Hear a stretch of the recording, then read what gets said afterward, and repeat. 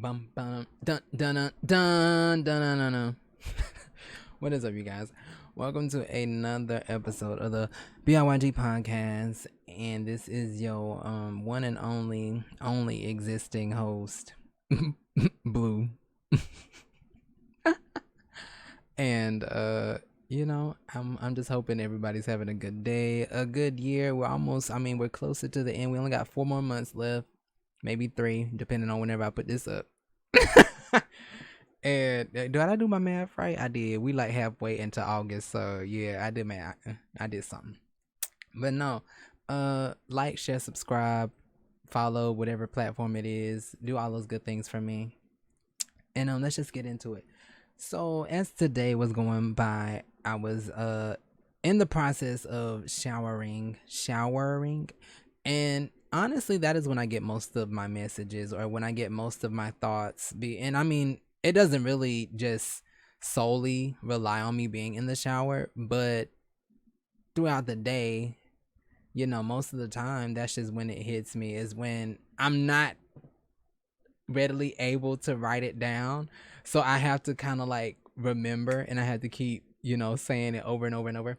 And I got two, would you say statements? Not really statements, but yes, one statement.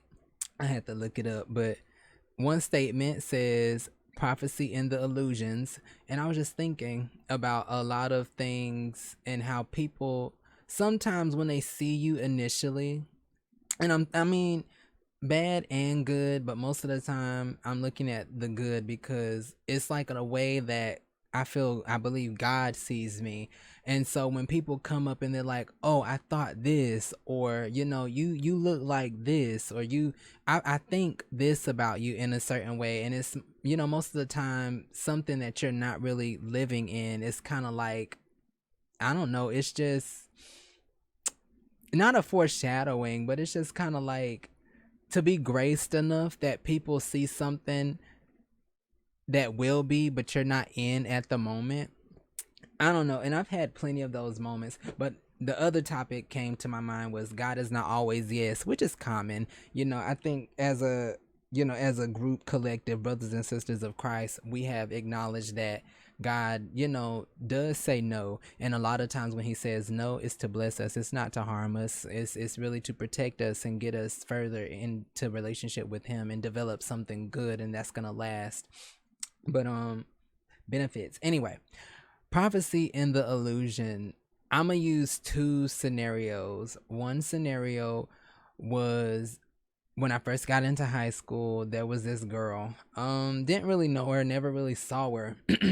But we were by the health room. Outside of it, we just ended up walking past each other, and she recognized me. I don't know who she was, but from my Instagram. And I got a story. I mean, back in the day, I wasn't, I mean, I love my body. As I said in one of my videos, I feel like our body, God made it to be what it is, and it's beautiful. I'm not ashamed of who I am or what God has given me. But at the age that I was at, it was very inappropriate.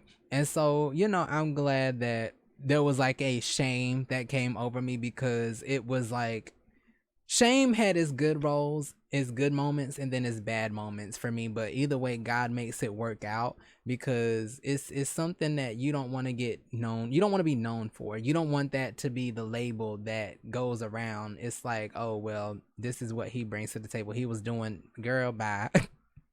But no, I was, doing some inappropriate things around high school years and stuff like that.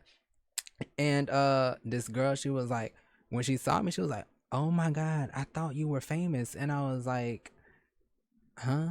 I said, "No, I'm just like you." I'm like, because my thing is, and this came to my mind too, you know, some people, they see you in their situation, and then they kind of feel, they start to get comfortable with you.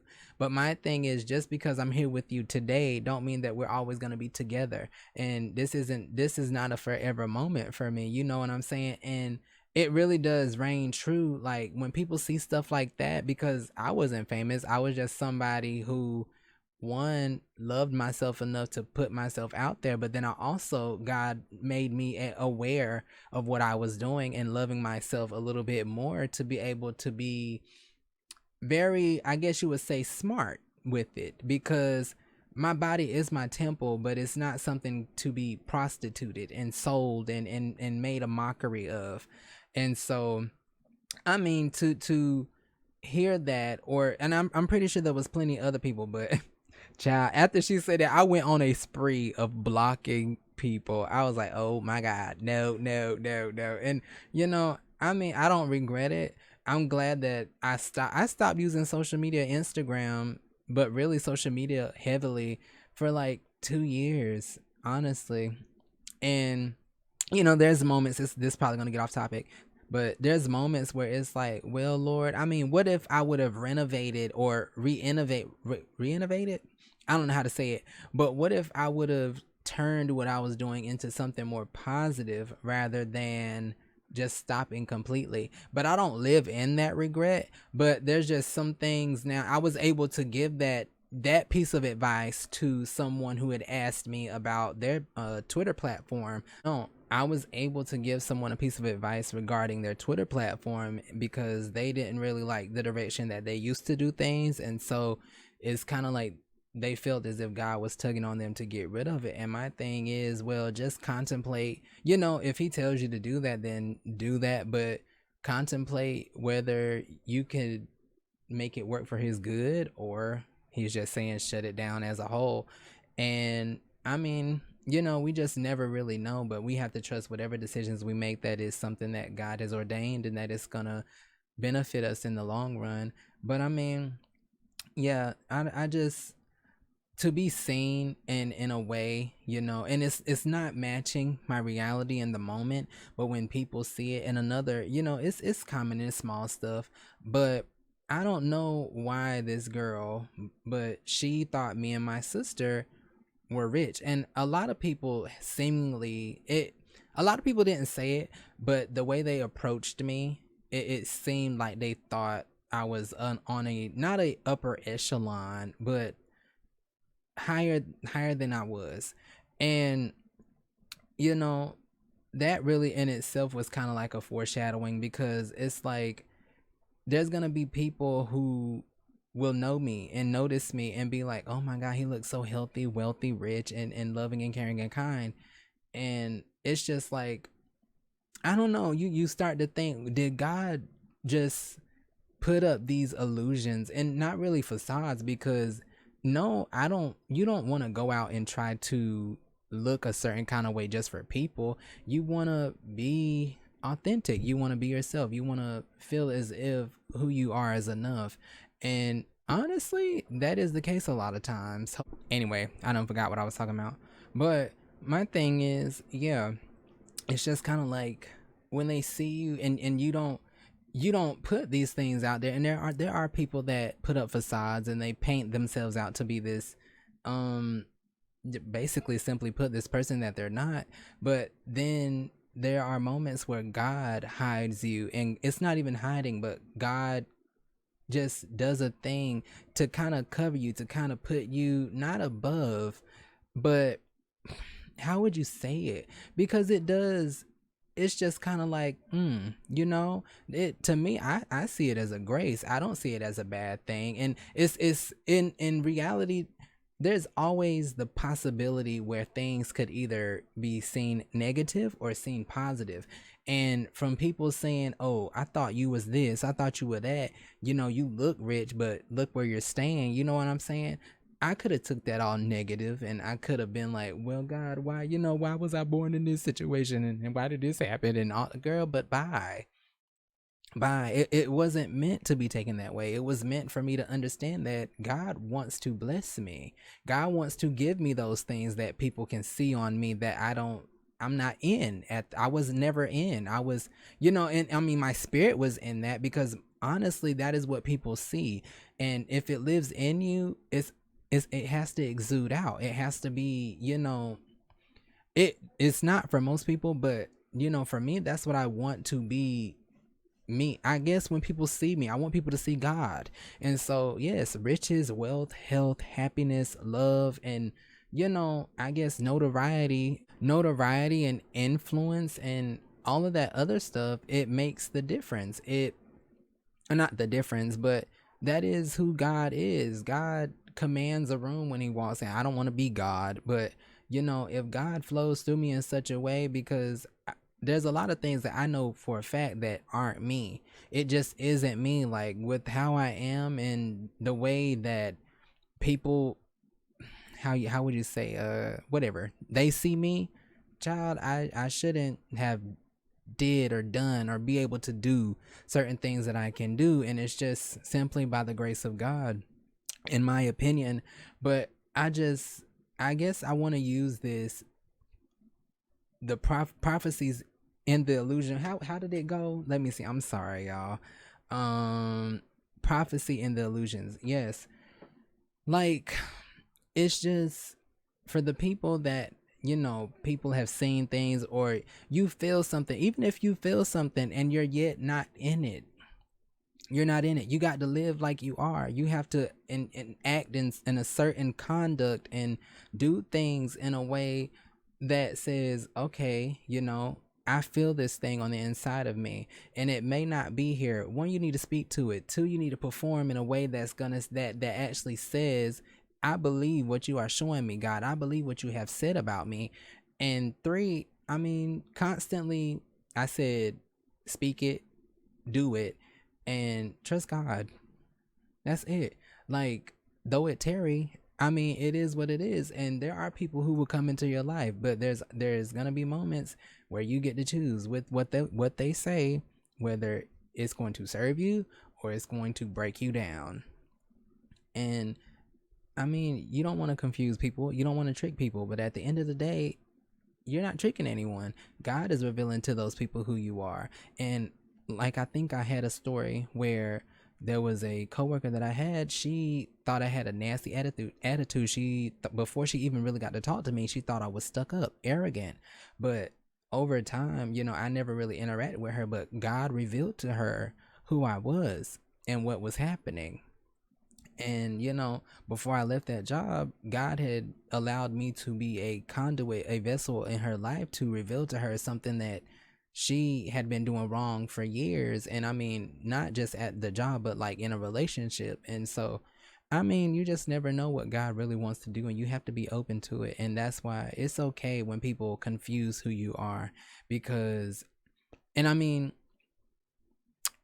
it's just, it could either be God. I mean, most of the time it's God. Most of the time, God is just testing us. God is just trying to see where you are, and if you're learning, or if you're ready for what you, not even what you pray for, but what He wants to give you. And so, I mean, yeah, I think that's all I'm gonna say. I know I had to stop like 3 times, but there's nothing wrong with having a vision and preparing for it, or even hearing a prophetic word for someone and it ringing alarms in your heart, in your mind, in your body, in your soul, and you coming to God and asking for strategy on how to perfectly walk in that and effectively, and be able to maintain, retain, and sustain it. There's nothing wrong with that. And for the kid out there who doesn't yet understand how to take the positive and what's going on around you, him or her, it's not easy. But that's probably the worst thing about it. As a kid, you don't really know until it's never too late, but until you get older, how to really control your perception. And it's about perception. But yeah, to any kid that may see this, you are gonna win. All of these things that happen, good and bad, they're meant to help you. They're meant to grow you, nurture you, and get you to become the person that not even you think you can be. And it's for the good. It really is for the good. But there is prophecy in the illusion, and there's prophecy in the things that people, that what the enemy thinks is meant to hurt you, is something that's going to what is it? I don't want to say nurture, because I've already said that, but basically just grow you. whatever. I hate using the same word over and over again because it just makes me, it doesn't make me feel illiterate or like I don't have a good understanding or like my vocabulary is short or bad or small. But it's just like when it comes to being in a position where I have to speak, it does kind of look like, well, I mean, can you come up with something else? Can you come up with something else? But I mean, sometimes you can't let the small things prevent God from actually doing something in your life because really, I didn't just learn this, but this is important. It is the small things that God has revealed himself to me. It's in the small things that I have learned how to be grateful and enjoy who I am, what I am, where I'm going, and forget about everything else that doesn't, feed me or paint out the picture that God has placed in my mind and in my spiritual eye. So, with all that being said, please remember to stay positive. Keep that with you. Spread it wherever you go. Love yourself and love others. Take it not for what it seems, but for what it is. And the only way you're going to realize what it is getting up under God and getting with him, teaming up with him so that he can reveal to you. Because you are meant to be rich. You are meant to be healthy, wealthy, loving, giving. You are meant to receive. And I mean, you just have to be who you are. And hold on, I want to say this right quick. There is no timetable. There is no specific season. Oh, you should be here. Well, for God, I guess there is. But according to man, like, we're not all meant to learn at the same pace. We're not all gonna get there at the same time. Some people get there faster. Some people it takes a little longer. But that does not mean that you are not worthy, that you are not, capable, that you won't get there. And stop. It's the comparison for me that I really despise. I despise it because it's something that I guess the enemy tried to get me in and to make me feel like I had to compete with people, but it was always something that I battled with growing up. Knowing that I was great, that I was amazing, that what I had was separated from everybody else. But then there's people that they despise that, they hate that. And it wasn't the people, it was the enemy.